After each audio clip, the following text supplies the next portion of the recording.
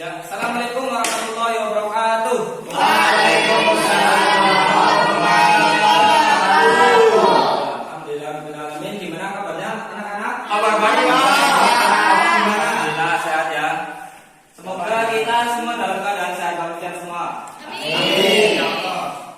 Seperti biasa, mari kita buka pelajaran pagi hari ini dengan berdoa bersama. Silakan ketua kelasnya, Mas Rian, silakan dipimpin.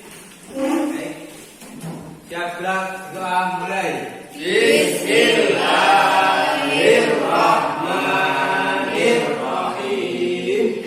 Raditu billahi rabban wa bil islami dinan wa bi Muhammadin nabiyyan wa rasulah. Rabbi zidni ilma warzuqni fahma. Amin. Ya, seperti biasanya Bapak ingin mengabsen kehadiran anak-anak semuanya ya. Ya, Pak. Yang pertama, Mas Muhammad Fadlullah, Mas Muhammad Muzadi, Muslim Fikri, Hadir, Pak. Mas Islaudin, Mbak Yunita Sari, Isi, Pak. Mbak Dinda, Hadir. Mas Rian, Hadir. Mbak Afia. Ya. Sebelum masuk ke pembelajaran selanjutnya, Bapak ingin mereview pelajaran minggu kemarin ya, terkait minggu kemarin terkait puasa. Ya. Terkait puasa kemarin, syarat sah puasa ada berapa? Ada berapa, Mas Rian? Ada tiga. Yang pertama, Bali, balik. Terus beragama Islam, Umayyis.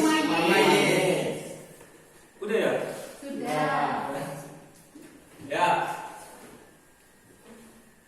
Pada pertemuan kali ini Bapak ingin menjelaskan terkait Al-Quran, terkait sumber hukum Islam.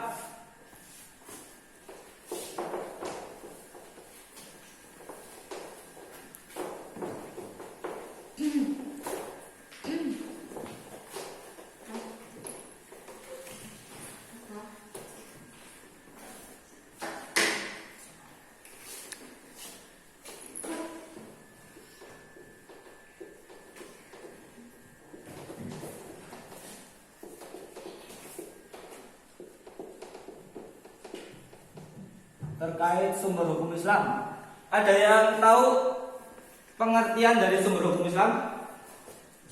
Ya, Mas Nonton dulu silakan. Ya, sumber hukum Islam yaitu sebagai pedoman kehidupan umat Islam itu sendiri seperti Al-Quran, hadis, ijma dan qiyas. Ya. Ada lagi pengertian sumber hukum Islam? Ya, silakan. Asal atau pangkal pengambilan keputusan sesuai Al-Quran ataupun hadis. Oke, kemudian ada lagi. Ya, Mas Muzadi. Yang jadi rujukan oleh umat Islam itu ada Al-Quran, hadis. Ya. Jadi yang pada intinya bahwa sumber hukum Islam adalah sesuatu rujukan ya atau dasar dari untuk pengambilan suatu hukum Islam. Secara garis besar sumber hukum Islam itu ada dua. Nanti ada ijma qiyas, tapi secara garis besar ada dua. Yang pertama Al-Quran, dan yang kedua adalah Hadis. Kemudian pengertian Al-Quran itu sendiri adalah firman Allah ya, atau perkataan Allah. Sesuatu apa itu namanya? Wahyu yang diturunkan oleh Allah melalui malaikat Jibril kepada Nabi Muhammad. Kemudian hadis ada yang tahu apa itu hadis? Segala perkataan Buatan Nabi Muhammad. Bahwa hadis itu bisa dirangkum ya, bahwa ada sebuah ucapan, kemudian perbuatan, kemudian ada ketetapan,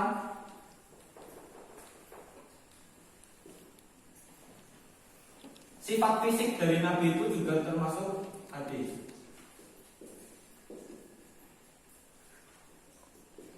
Yang kemudian semua bersumber dari Nabi Muhammad SAW.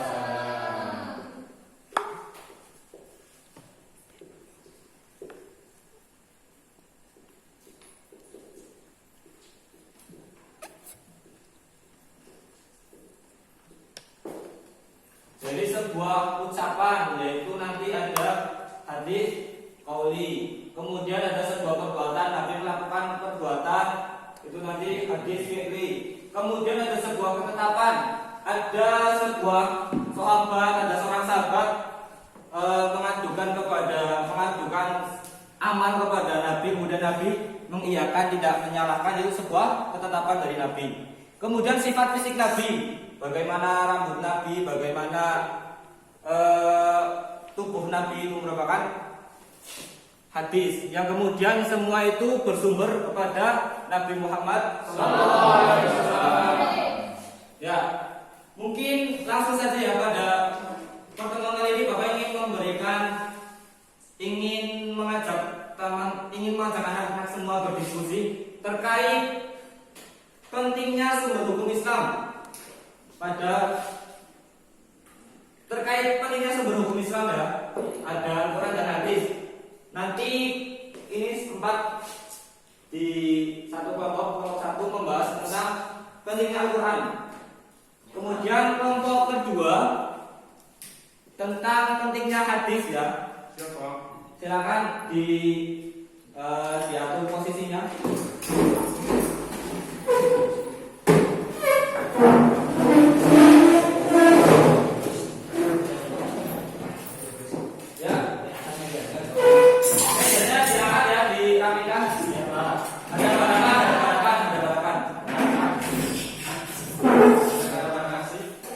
Silakan tentukan ketua kelompok ya. Nanti salah satu anggota kelompoknya berdiri dan menjawab pertanyaan tadi. Siapa? Ya, silakan kelompok satu, pentingnya Al-Quran. Oke, siap.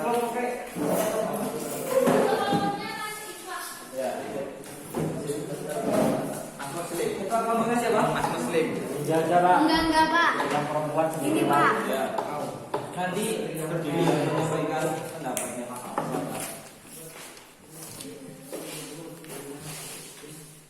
Ya. Saya Bapak kasih waktu 5 menit ya. Silakan diskusikan terkait pentingnya Al-Quran dan pentingnya hadis. Ya, siap.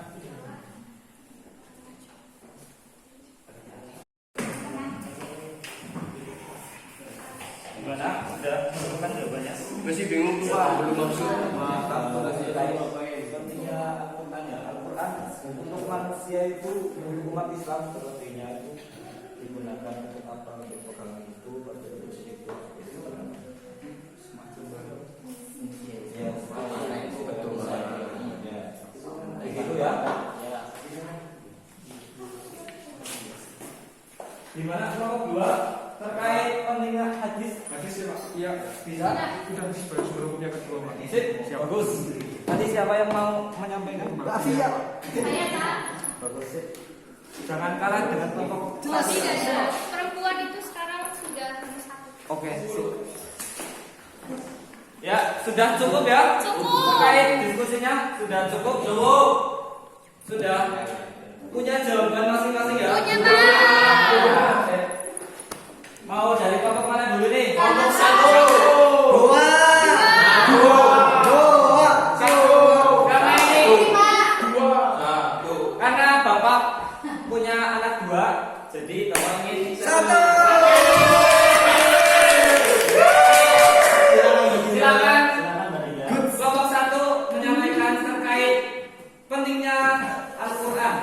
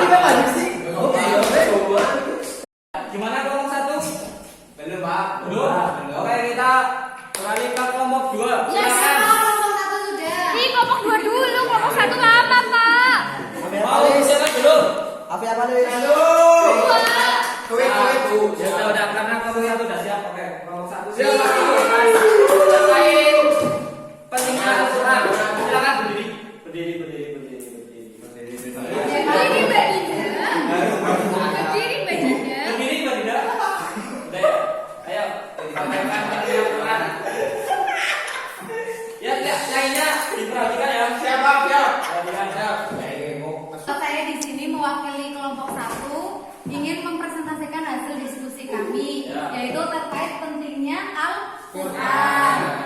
Yang pertama itu sebagai petunjuk atau al-huda. Buddha. Kemudian yang kedua itu sebagai pemisah atau al-furqan. Kemudian yang ketiga itu sebagai obat atau asyifa. Dan yang terakhir itu sebagai nasihat atau al-mauizah. Ya. Ya, sekian, terima kasih. Oke.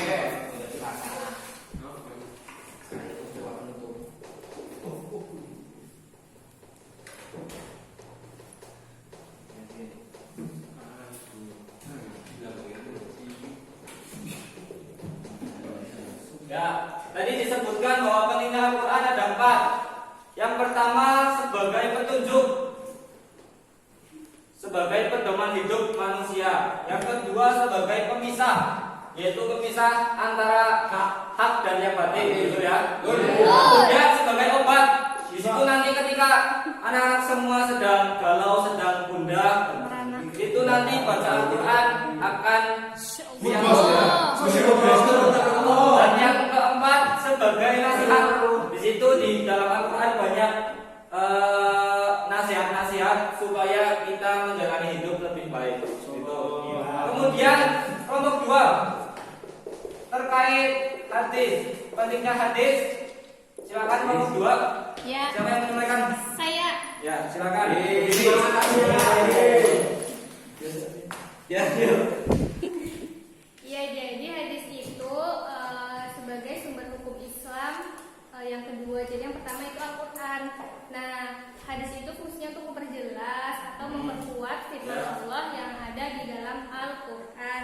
Contohnya ketika Allah menfirmankan kita untuk sholat di Al-Quran kan belum ada. Jadi ditegaskan lagi bahwa sholat itu berapa rakaat, sehari berapa kali, itu ada di hadis. Jadi untuk memperkuat dan memperjelas firman Allah yang ada dalam Al-Quran. begitu. Ya, silakan. Kasih tepuk tangan. Jadi tadi disebutkan bahwa pentingnya Al-Quran, pentingnya Al-Hadis sebagai untuk memperjelas ya. Untuk memperjelas di sini bahwa tadi Al-Quran sebagai sumber hukum yang pertama yang masih bersifat global, masih bersifat umum, lebih diperjelas oleh hadis. Di Al-Quran disebutkan kewajiban untuk bersolat, tapi tidak dijelaskan berapa rakaat sholat dan sebagainya. Itu diperjelas di hadis. Begitu ya. Tepuk tangan untuk kita semua. Ya, mungkin ada yang mau bertanya terkait sumber hukum Islam? Siapa? Ya, silakan langsung jadi. Ya, saya izin bertanya. Nama saya Muhammad Mujadi Rizky, nomor absen 3.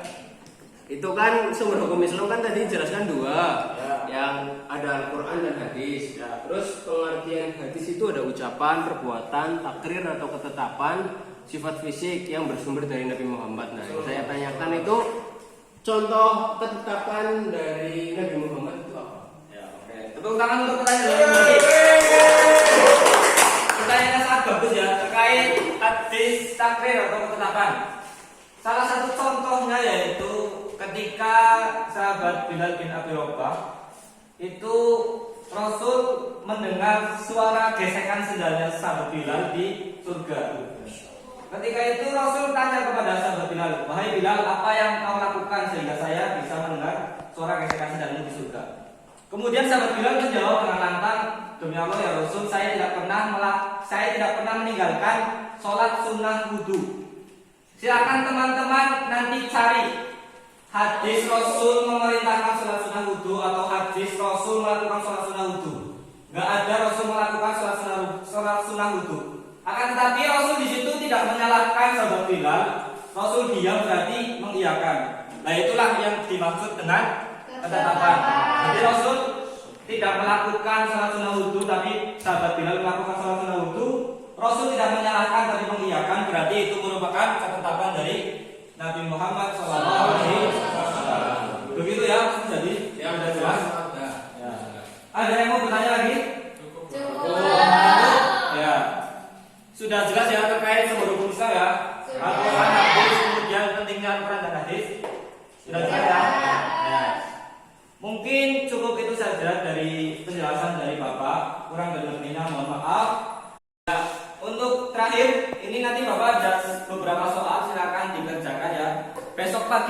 diusulkan ketua kelas Mas Rian Ini Pak. langsung ditentukan di meja Bapak ya. Besok pagi jam 7. Kasih Pak. Soalnya banyak banget Pak. Ya kan dikerjakan di rumah ya masih bisa dilaksanakan. Boleh closing ya Pak? Boleh. Jangan closing. Ya open book. Jangan closing, oke? Oke. Ya tetap semangat ya teman-teman ya. Semangat. Mungkin cukup sekian penjelasan dari Bapak. Kurang dan lebihnya mohon maaf. Wabillahi taufiq wal hidayah. Wassalamualaikum warahmatullahi wabarakatuh. Waalaikumsalam.